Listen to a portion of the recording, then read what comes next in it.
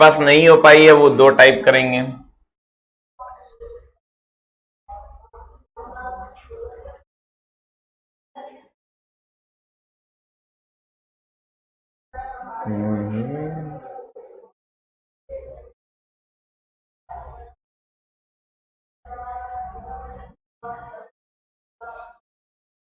जिनके पास sir available हो गई है 1 टाइप करेंगे, जिनके पास अभी भी अवेलेबल नहीं हुई है 2 टाइप करेंगे।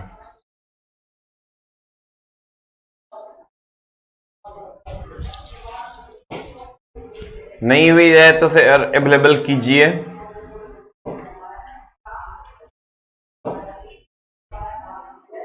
अगर ऑनलाइन आप लेना चाहते हैं तो एक शॉपडे नाम का एक वेबसाइट है, shopday.in, आप यहां से ले सकते हैं।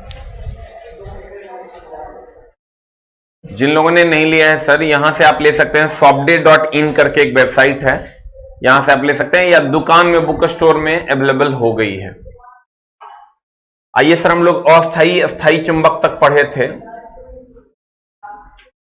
ध्यान दीजिएगा। हमने कहा था आपको कि अस्थायी चुंबक विद्युत चुंबक है। अस्थायी चुंबक की अगर हम बात करें तो यह विद्युत चुंबक है।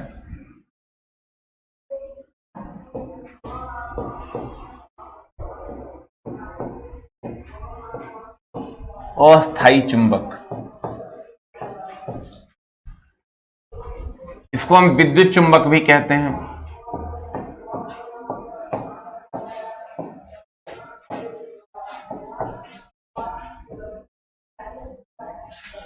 अस्थायी चुंबक को हम कौन चुंबक कहते हैं सर? विद्युत चुंबक भी कहते हैं। अब ध्यान देना कि अब इसको विद्युत चुंबक क्यों कहते हैं। हमने आपको कहा था कि अगर ये कोई चालक तार है,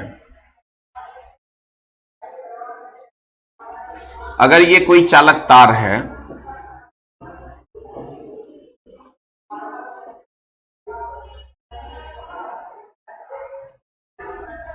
और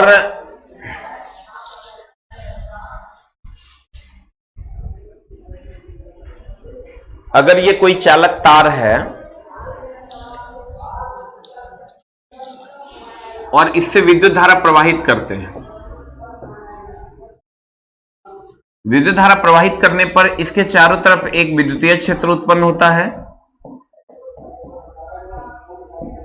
और एक चुंबकीय क्षेत्र उत्पन्न होता है। ठीक है,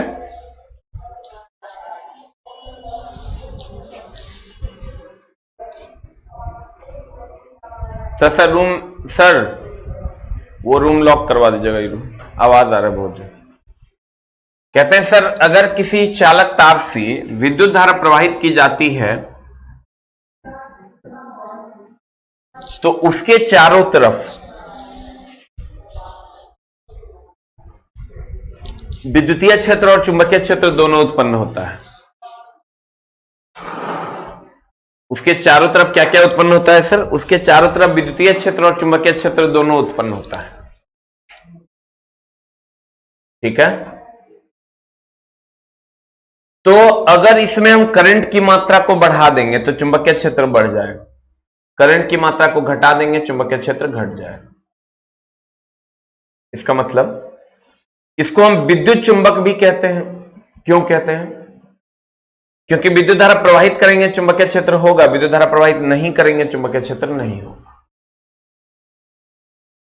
इसको हम विद्युत चुंबक भी कहते हैं। विद्युत धारा प्रवाहित करेंगे चुंबकीय क्षेत्र होगा, विद्युत धारा प्रवाहित नहीं करेंगे चुंबकीय क्षेत्र नहीं होगा।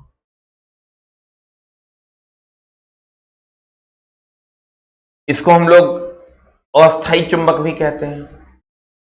अस्थायी चुंबक इसलिए कहते हैं कि करंट देंगे तो मैग्नेटिक फील्ड होगा, करंट नहीं देंगे तो मैग्नेटिक फील्ड नहीं होगा। आप सोचेगा कि सर इतनी बार क्यों बता रहे हो ये बात? इसलिए बता रहे हैं कि इसको बहुत बार समझने की जरूरत है, आगे इसमें बहुत सारा काम आपको करना पड़ेगा। अब ध्यान दीजिए, कि अगर करंट हम इससे प्रवाहित करेंगे तो मैग्नेटिक फील्ड होगा, करंट नहीं प्रवाहित करेंगे तो मैग्नेटिक फील्ड नहीं होगा, इसलिए इसको हम अस्थायी चुंबक कहते हैं, अस्थायी चुंबक कहते हैं। करंट का मान जितना ज्यादा होगा चुंबकीय क्षेत्र उतना ज्यादा जनरेट होगा, करंट का मान जितना कम होगा चुंबकीय क्षेत्र उतना कम जनरेट होगा। करंट का मान जितना ज्यादा होगा चुंबकीय क्षेत्र उतना ज्यादा जनरेट होगा, और करंट का मान जितना कम होगा चुंबकीय क्षेत्र उतना कम होगा।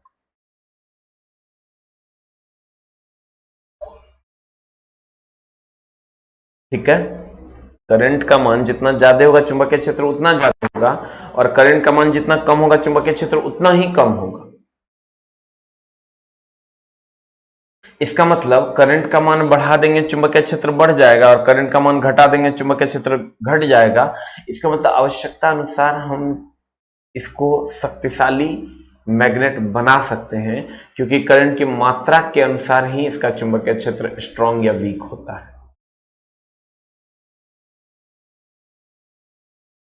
ठीक है, अब ध्यान दें,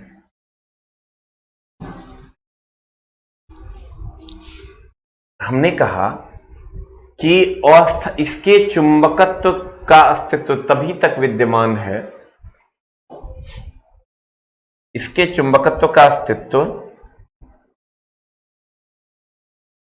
ध्यान देना मेरे दोस्त, इसके चुंबकत्व का अस्तित्व तभी तक विद्यमान रहता है जब तक कि इसके कॉइल में से विद्युत धारा प्रवाहित होती रहती है। अगर विद्युत धारा प्रवाहित होना बंद हो जाएगा तो चुंबकीय क्षेत्र उत्पन्न होना बंद हो जाएगा, चुंबकित होना बंद हो जाएगा। अब कहता है इसे आवश्यकता अनुसार शक्तिशाली बनाया जा सकता है। ऑब्वियसली करंट की मात्रा को आप बढ़ा दीजिएगा तो यह शक्तिशाली बन जाएगा, करंट की मात्रा घटा दीजिएगा यह शक्तिशाली नहीं रहेगा। अब बताएं, विद्युत चुंबक का सामर्थ्य निम्न बातों पर निर्भर करता है। अब विद्युत चुंबक मतलब सर क्या हुआ, वैसा चुंबक जिसको सर करंट देंगे तो चुंबकीय क्षेत्र होगा, और करंट नहीं देंगे चुंबकीय क्षेत्र नहीं होगा। फॉर एग्जाम्पल, अगर मान लीजिए कि ये कॉइल हमने इस पर लपेट दिया, करंट दे दिया, करंट इन हुआ और ये करंट आउट हुआ। ठीक है,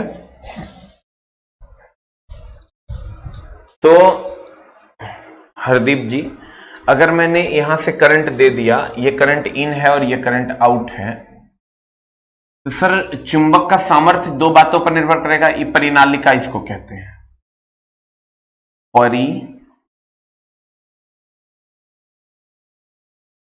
परिनालिका।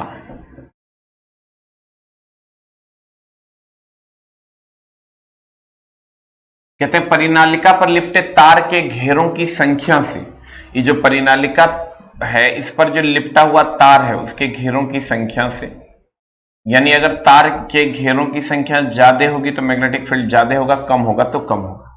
लिपटे तार में प्रवाहित धारा की प्रबलता से, ऑब्वियसली इस धारा की प्रबलता कितनी ज्यादा है उसी के हिसाब से मैग्नेटिक फील्ड होगा।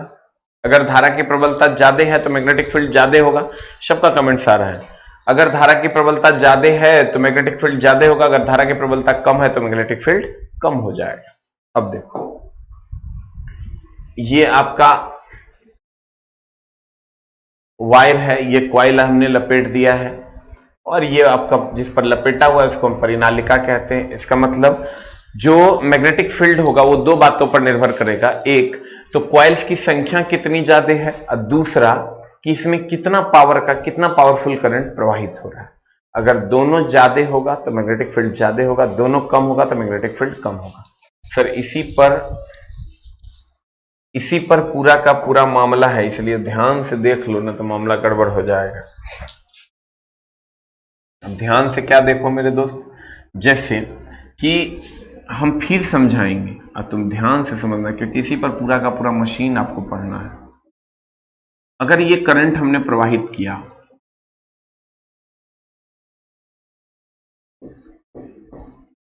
तो इसके चारों तरफ चुंबकीय क्षेत्र जनरेट होता है।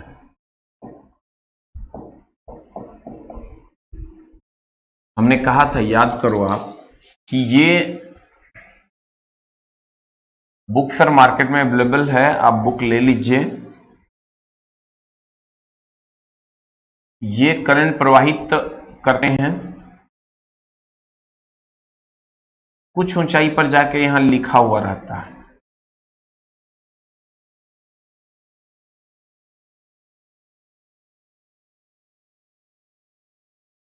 क्या लिखा हुआ होता है?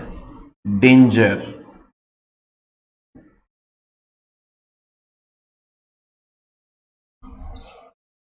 कुछ ऊंचाई पर जाने के बाद यहां लिखा हुआ होता है। रंजीत जी, हम सबका बात सुन रहे हैं। हाँ, वो विद्युत चुंबक का फोटो था। कहते हैं,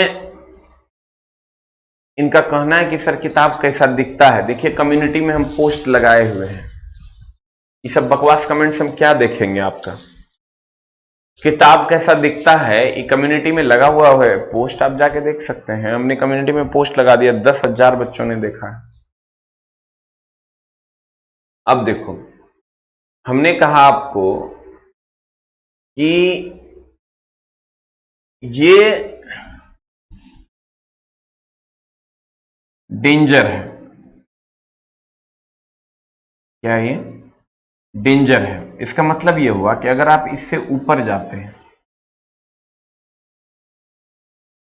अगर आप इससे ऊपर जाते हैं तो आपका जो ये चुंबकीय क्षेत्र, जो मैग्नेटिक फील्ड इसमें जनरेट हुआ है,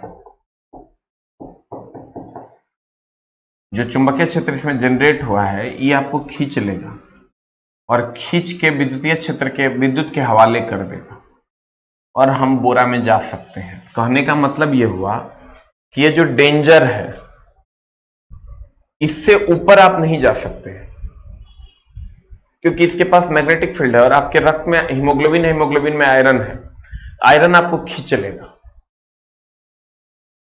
तो कहने का मतलब यह हुआ मेरे दोस्त कि ये जो चुंबकीय क्षेत्र है, करंट जब हम प्रवाहित करते हैं तो इसके चारों तरफ चुंबकीय क्षेत्र उत्पन्न होता है। चुंबकीय क्षेत्र के कारण ही यह किसी को अट्रैक्ट कर पाता है। अब करंट बंद कर देंगे, चुंबकीय क्षेत्र समाप्त हो जाएगा। कहते हैं, ये देखो, इसी को हम सर, ये विद्युत चुंबक है, ये जिस पे लपेटा हुआ है इसको हम परिनालिका कहते हैं। जो लपेटा हुआ है इसको हम परिनालिका कहते हैं और जो लपेटा हुआ है वो तार है। अब देखो, एक है कूलॉम का नियम। कूलॉम का नियम जैसे विद्युत के लिए था, वैसे ही चुंबक के लिए भी है। ध्यान देना,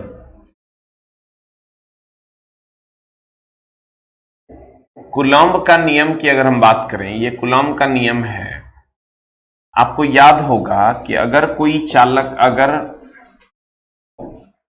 अगर कोई आवेश, कूलॉम का नियम जो विद्युत के लिए था, एक दूसरे से Q1 Q2 दूरी पर है, Q1 Q2 दो आवेश है एक दूसरे से r दूरी पर, इनके बीच लगने वाला जो आकर्षण बल होगा वो इनके आवेशों के गुणनफल का समानुपाती तथा इनके बीच की दूरी के वर्ग का व्युत्क्रमानुपाती होगा।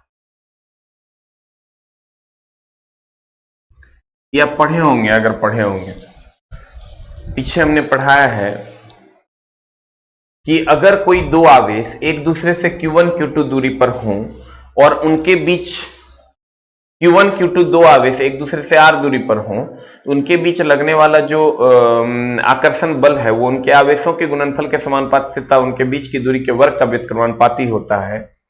अब दोनों को जब मिला के हम लोगों ने लिखा था तो F समानुपाती हो जाता था Q1 Q2 bye r square. याद होगा शायद आपको। फिर यहां से जब समानुपाती का चिन्ह हटाते हैं, तो F बराबर हो जाता है K Q1 Q2 बटा r स्क्वायर। और यहां जो K की वैल्यू होती थी वो 1/4 पाई एप्सिलॉन नॉट होती थी। वैसे ही चुंबक के लिए आवेश तो नहीं होगा, प्रबलता होगा। अगर दो अलग अलग प्रबलताओं के आवेश, दो अलग अलग प्रबलताओं के चुंबक M1 M2 एक दूसरे से r दूरी पर हों, इनके बीच लगने वाला जो आकर्षण बल होगा वो उनके प्रबलताओं के गुणनफल का समानुपाती तथा उनके बीच की दूरी के वर्ग का व्युत्क्रमानुपाती होता है। उनके प्रबलताओं के गुणनफल का समानुपाती परिनालिका किस धातु का बना होता है? उसका कोई माई बाप नहीं होता है सर, वो इंसुलेटर होता है, लेकिन कुचालक होता है। अगर सुचालक होगा शॉर्ट सर्किट हो जाएगा, इसलिए वो कुचालक होता है। Very good question. सबका कमेंट्स आ रहा है। शिव पूजन कुमार जी, आपका भी कमेंट्स आ रहा है। तो यहां अगर हम आते हैं सर, तो F समानुपाती M1 M2 बटा R स्क्वायर, समानुपाती का चिन्ह हटाएंगे। M1 M2 क्या है? चुंबक की प्रबलताएं हैं। यहां Q1 Q2 क्या है? आवेश है। यहां M1 M2 क्या है? चुंबक की प्रबलताएं हैं। तो यहां समानुपाती का चिन्ह जब हटा देते हैं तो F बराबर हो जाएगा म्यू नॉट बटा 4 pi M1 M2 by R square. Mu naught बटा 4 पाई M1 M2 बटा R स्क्वायर। F समानुपाती हो गया M1 M2, F व्युत्क्रमानुपाती 1 बाय R स्क्वायर, F समानुपाती M1 M2 बटा R स्क्वायर। आज जब समानुपाती का चिन्ह हटा देंगे तो यहां आ जाएगा म्यू नॉट बटा 4 पाई M1 M2 बटा R स्क्वायर। ठीक है, तो ये मामला है, गौर फरमाइएगा। अब देखिए, कहते हैं अगर यहां म्यू नॉट बटा 4 पाई M1 M2 बटा R स्क्वायर जो है, तो यहां सर म्यू नॉट क्या है? यहां जब आप आइएगा तो यहां म्यू नॉट क्या है? म्यू नॉट वहां एप्सिलॉन नॉट होता था, यहां म्यू नॉट है। म्यू नॉट होता है निर्वात की परम चुंबकशीलता, निर्वात की परम चुंबकशीलता। म्यू नॉट की अगर हम बात करें तो म्यू नॉट होता है निर्वात की परम चुंबकशीलता। ठीक है, आईटीआई में फेल हो गए हैं, आईटीआई में फेल हो गए हैं तो इसका कोई उपाय तो है नहीं। हम लोग तो सर उन बच्चों के लिए हैं जो डिग्री खरीद के लाते हैं, तो कृपया डिग्री खरीद लें, जैसे होता है वैसे मैनेज करें। Mu naught is equal to निर्वात की परम विद्युतशीलता। म्यू नॉट की अगर हम बात करें सर, तो mu naught is equal to निर्वात की परम विद्युतशीलता, जिसका वैल्यू होता है 4 pi into 10 to the power -7। अब देखो, कहता है कूलॉम का नियम क्या कहता है? कूलॉम का नियम चुंबक के लिए, ये M1 M2 क्या है सर? प्रबलता है चुंबक का। R क्या है? दूरी है। अगर दो चुंबक जिसकी प्रबलता M1 M2 तथा बीच की दूरी R हो, तो उनके बीच लगने वाला बल उनके प्रबलताओं के गुणनफल का समानुपाती तथा उनके बीच की दूरी के वर्ग का व्युत्क्रमानुपाती होता है। उनके प्रबलताओं के गुणनफल का समानुपाती तथा उनके बीच की दूरी के वर्ग का व्युत्क्रमानुपाती होता है। F समानुपाती M1 M2 F व्युत्क्रमानुपाती 1 बाय R स्क्वायर होता है। आपके सामने है, देखिए F समानुपाती M1 M2 और F व्युत्क्रमानुपाती 1 बाय R स्क्वायर। समीकरण 1 और 2 को F समानुपाती M1 M2 बटा R स्क्वायर दोनों को मिला के अगर हम लिखते हैं तो समानुपाती का चिन्ह हटा दीजिएगा तो यहां कांस्टेंट आएगा म्यू नॉट बटा 4 पाई। म्यू नॉट क्या है? निर्वात की परम विद्युतशीलता, जिसकी value 4 pi into 10 to the power -7 henry पर मीटर होती है। 4 pi into 10 to the power -7 henry पर मीटर होता है। एक बार फिर से आप देख लीजिए सर, हमने आपको से क्या कहा? अगर कोई दो चुंबक एक दूसरे से M1 M2 दूरी पर हैं और उनके बीच लगने वाला जो आकर्षण बल है वो उनके गुणनफल का प्रबलताओं के गुणनफल का समानुपाती तथा उनके बीच की दूरी के वर्ग का व्युत्क्रमानुपाती होगा। अगर दोनों मिला के हम कहें तो F समानुपाती M1 M2 बटा R स्क्वायर, समानुपाती का चिन्ह हटाओगे तो यहाँ एक कांस्टेंट अपने मन से आ जाता है म्यू नॉट बटा 4 पाई। म्यू नॉट क्या है? निर्वात की परम विद्युतशीलता, जिसकी वैल्यू होती है 4 pi into 10 to the power -7। अगला विद्युत चुंबक की परिभाषा, यही ना है? देखो, एक है चुंबकीय परिपथ, जैसे एक होता था विद्युतीय परिपथ, याद होगा शायद आपको सर, एक होता था विद्युतीय परिपथ।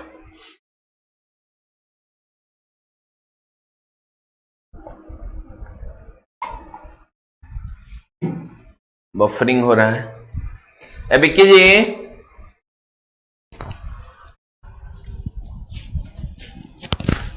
Hello hello hello.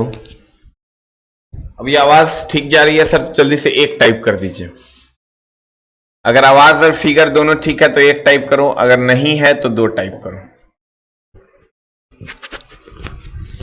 अगर आवाज और फिगर दोनों सही है तो एक टाइप करो, अगर नहीं है तो दो टाइप करो।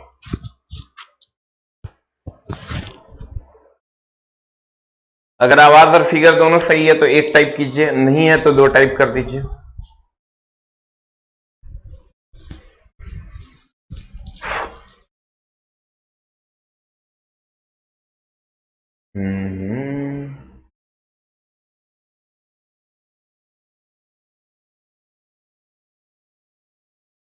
अगर आवाज और फिगर दोनों सही है तो एक टाइप कीजिए, नहीं सही है तो दो टाइप कीजिए। सही तो है?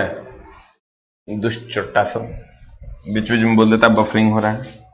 देखो, हमने कहा आपको सर कि एक होता है विद्युतीय परिपथ, एक होता है चुंबकीय परिपथ। एक होता था, आपको याद होगा, विद्युतीय फ्लक्स, एक होता था चुंबकीय फ्लक्स। अब देखो क्या, विद्युतीय बल रेखाएं, एक होता है चुंबकीय बल रेखाएं। फॉर एग्जाम्पल, अगर कोई आवेश है, इसके चारों ओर के क्षेत्र को दिखाने के लिए जिस काल्पनिक बल रेखाओं का प्रयोग किया जाता है,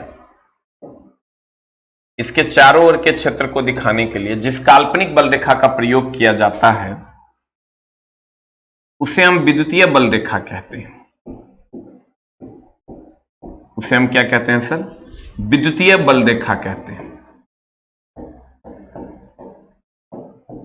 विद्युतीय बल रेखा धन आवेश से निकलती है और ऋण आवेश में विलीन हो जाती है। अगर हम विद्युतीय बल रेखा की बात करें सर, तो यह धन आवेश से निकलती है और ऋण आवेश में क्या हो जाती है? विलीन हो जाती है। विद्युतीय बल रेखा की अगर हम बात करें तो यह धन आवेश से निकलती है और ऋण आवेश में क्या हो जाती है? विलीन हो जाती है। अब ध्यान देना, ये एक दूसरे को कभी नहीं काटती, क्योंकि काटे गए बिंदु पर दो दिशा होगी, जो संभव नहीं है। और वैसे ही होता है चुंबकीय बल रेखा। चुंबकीय बल रेखा की अगर बात करोगे तो ये नॉर्थ पोल है और ये साउथ पोल है। तो नॉर्थ से साउथ की तरफ चुंबक के बाहर चुंबकीय बल रेखा नॉर्थ से साउथ की तरफ, और चुंबक के अंदर साउथ से नॉर्थ की तरफ जाता है। ध्यान देना, हमने तुमको क्या कहा मेरे दोस्त, कि चुंबक के बाहर चुंबकीय बल रेखा नॉर्थ से साउथ की तरफ और चुंबक के अंदर साउथ से नॉर्थ की तरफ जाता है। यही चुंबकीय बल रेखाओं का जो समूह, चुंबकीय बल रेखा इसको कहते हैं। जैसे इसको हम विद्युतीय बल रेखा कहते थे, वैसे ही सर इस रेखा को हम चुंबकीय बल रेखा कहते हैं। चुंबकीय बल रेखा कहते हैं। विद्युतीय बल रेखा विद्युतीय क्षेत्र की दिशा को दिखाता था, चुंबकीय बल रेखा चुंबकीय क्षेत्र की दिशा को दिखाता है। विद्युतीय बल रेखा विद्युतीय क्षेत्र की दिशा को दिखाता है, चुंबकीय बल रेखा चुंबकीय क्षेत्र की दिशा को दिखाता है। और इसी से यहां एक बंद परिपथ का निर्माण होता है। कहता है, गौर फरमाइएगा, यहां इसको, यह एक काल्पनिक रेखा है। ये जो विद्युतीय बल रेखा और चुंबकीय बल रेखा, ये एक काल्पनिक बल रेखा, ये वास्तविक बल रेखा नहीं है। तो कहते हैं मेरे दोस्त कि विद्युत चुंबक की परिभाषा चुंबकीय परिपथ, चुंबकीय बल रेखाओं के पूर्ण एवं बंद मार्ग को चुंबकीय परिपथ कहते हैं। अगर ये चुंबकीय परिपथ है, ये नॉर्थ पोल है और ये साउथ पोल है, इसके बंद एवं बंद मार्ग को हम चुंबकीय परिपथ कहते हैं। दूसरा, चुंबकीय क्षेत्र किसको कहते हैं? ध्यान देना, एकदम सिंपल है। अगर हम विद्युतीय क्षेत्र की बात करें तो कहते थे कि जहां तक कोई आवेश किसी दूसरे आवेश को अपनी ओर खींच सकता है या अपने से दूर धकेल सकता है, वह उसका विद्युतीय क्षेत्र कहलाता था।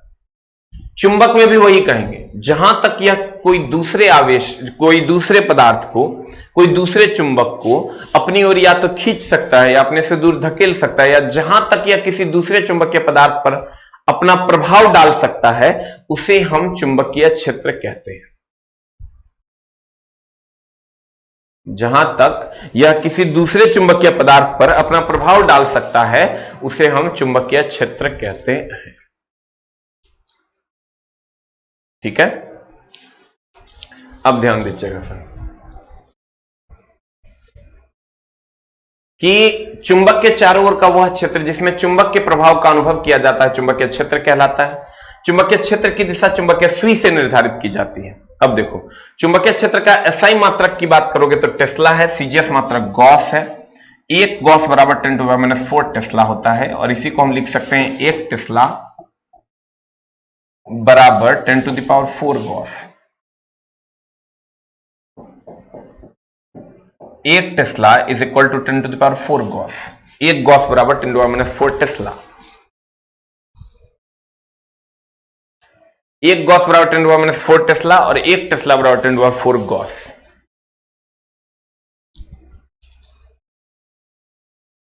ठीक है, अभी जो भी हम पढ़ा रहे हैं सर बुक से ही पढ़ा रहे हैं। आपके पास अगर बुक होगा तो लाइन बाय लाइन आपको मिल जाएगा। हमने कहा कि चुंबक के चारों ओर का वह क्षेत्र जिसमें चुंबक के प्रभाव का अनुभव किया जा सकता है चुंबकीय क्षेत्र कहलाता है। चुंबक के चारों ओर का वह क्षेत्र जहां तक चुंबकीय प्रभाव का अनुभव किया जा सकता है चुंबकीय क्षेत्र कहलाता है। चुंबकीय क्षेत्र को हम लोग चुंबकीय सुई से निर्धारित करते हैं। चुंबकीय क्षेत्र का एसआई मात्रक टेस्ला और सीजीएस मात्रक गॉस है। एक गॉस बराबर 10⁻⁴ टेस्ला है। अब आते हैं चुंबकीय बल रेखा। तो चुंबकीय बल रेखा के बारे में हमने आपको कहा था कि चुंबकीय बल रेखा ये काल्पनिक रेखा है। ये उत्तरी ध्रुव से निकलकर दक्षिणी ध्रुव में विलीन हो जाती है चुंबक के बाहर, और चुंबक के अंदर ये दक्षिण से उत्तर की ओर जाती है। यही चुंबकीय बल रेखाओं का जो समूह होता है, ये चुंबकीय बल रेखा एक दूसरे को काटती नहीं है। इसमें देखो फिगर में मेरा कट गया है, बट चुंबकीय बल रेखा की अगर बात करोगे तो ये नॉर्थ पोल है और ये साउथ पोल है। नॉर्थ से साउथ की तरफ चुंबकीय बल रेखाएं जाती है। ये नॉर्थ से साउथ की तरफ चुंबकीय बल रेखाएं जाती है। ये रेखाएं एक दूसरे को कभी नहीं काटती। चुंबक के बाहर ये उत्तर से दक्षिण की ओर होती है, चुंबक के अंदर ये दक्षिण से उत्तर की ओर होती है। चुंबक के अंदर की अगर हम बात करें तो ये दक्षिण से किधर की ओर होती है? उत्तर की ओर होती है।